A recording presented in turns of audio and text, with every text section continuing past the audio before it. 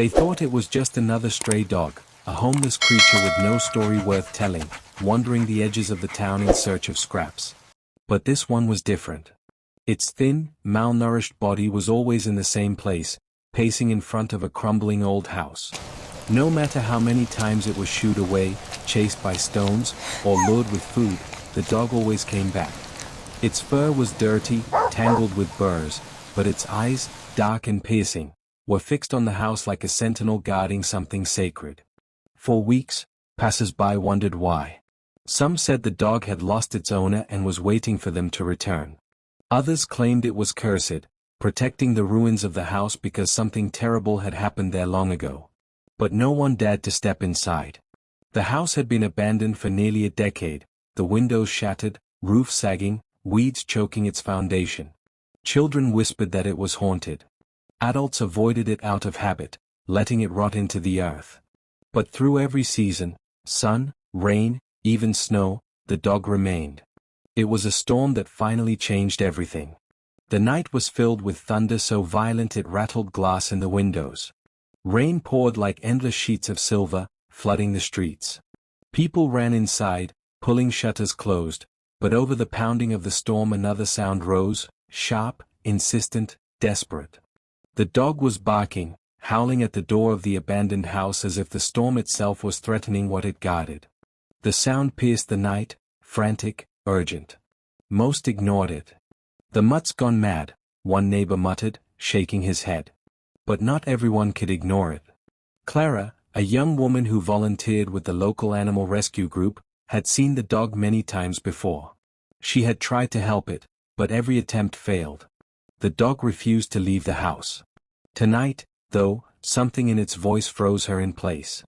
It wasn't just barking. It was warning.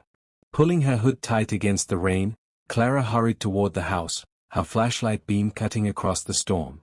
When the dog saw her, it didn't run. Instead, it whined, scratched frantically at the swollen wooden door, then looked back at her as though begging her to understand. Clara hesitated, fear prickling up her spine. Everyone said the house was dangerous. But then she heard it, so faint she thought at first it was the wind. A cry. Not the dog. Something else. Something inside. Her pulse raced. She pressed her shoulder against the door, pushing hard. The wood groaned, but Shadow, she would later call him that, threw his body against it too, barking and clawing with renewed desperation. With a splintering crack, the door gave way, and Clara stumbled into darkness. The air was heavy, suffocating. Damp rot, mold, and something metallic filled her nose.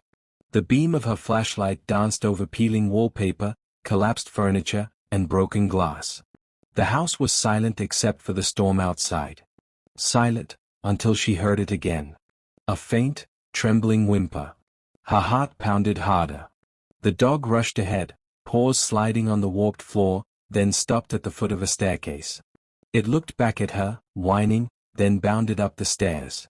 Clara followed, every creak beneath her feet threatening to give way. The cries grew louder. They weren't animal cries. They were human. She reached the top of the stairs and froze at a closed door. Paint peeled in long strips, the knob rusted with age. The whimpering was right behind it. Clara's hand shook as she gripped the handle. The dog barked once, sharp and commanding, as if to say, "Open it." The door swung inward, and what she saw made her breath catch in her throat. In the corner of the dark, filthy room lay two children. They couldn't have been older than 6 or 7. Their faces were pale, their hair matted, their tiny bodies curled together beneath a torn blanket. Their eyes squinted against the sudden light, wide with fear. Clara gasped, rushing toward them. "Oh my God!" The children flinched, shrinking back, and that was when she noticed the bowls, 2 cracked plastic bowls on the floor. One held stale crusts of bread. The other, dirty rainwater. She turned, staring at the dog, realization striking like lightning. Shadow had been feeding them. The children weren't alone in that house. They had survived because of him. Her mind spun with questions. Who were they? How long had they been here? But she didn't have time to think. The storm rattled the windows harder, and the children whimpered, terrified. She pulled out her phone with shaking hands, dialing emergency services, her voice breaking as she explained what she had found. Within minutes that felt like hours, the flashing lights of rescue vehicles cut through the rain. Firefighters, paramedics, and police swarmed the abandoned house. Clara led them upstairs, Shadow following at her side, barking anxiously until the rescuers knelt by the children and wrapped them in blankets. The medics spoke in gentle voices, checking their fragile bodies, lifting them carefully as if they were made of glass. The children clung to one another, too weak to speak. But when they were carried past the dog, something remarkable happened. One of them reached out a trembling hand and brushed Shadow's fur. The dog stilled, then pressed closer, licking the child's tiny fingers. It was the first flicker of a smile anyone had seen on their faces. The rescuers exchanged stunned looks. Clara's eyes filled with tears. The truth was undeniable now. Shadow hadn't just been guarding an empty house. He had been guarding them, protecting two abandoned children with his own life. News spread quickly. Reporters swarmed the street by morning, cameras flashing, microphones shoved forward. The town that had once ignored the stray now spoke of him with awe. The headlines read, "Homeless dog saves children in abandoned house." But the story didn't end there. At the hospital, the children slowly regained their strength. Their names were Mia and Daniel, siblings who had been left behind after a tragedy no one could fathom. Their parents had vanished months before, leaving them to fend for themselves. They had survived only because Shadow, somehow, had found them. No one knew where he had come from, but every day he had brought scraps of food, standing guard, snarling at strangers who came too close, refusing to leave them even when he was starving himself. When the police asked how long they had been in the house, the children whispered, "Since the snow." It had been nearly 5 months. The weight of it silenced the room. 5 months alone. 5 months alive only because of a stray dog. Shadow was taken to the rescue shelter, but not for long. The children refused to be without him. Whenever he was led away, they cried, their small voices echoing through the hospital halls. Finally, Clara and the rescue group arranged for Shadow to stay with them permanently. The bond between them was unbreakable. He wasn't just a dog. He was their protector, their family. As weeks passed, Mia and Daniel grew stronger. They learned to smile again, to laugh, to hold hands without fear. And wherever they went, Shadow followed, his once unkempt fur now shining, his ribs no longer visible. He slept at the foot of their hospital beds, walked beside them in the gardens, and watched them with eyes that never strayed far. The town rallied behind them. Donations poured in, offers of adoption, letters of support. But Mia and Daniel had only one request: we want Shadow with us. Always. In time, a kind foster family opened their home to all three, Mia, Daniel, and Shadow together.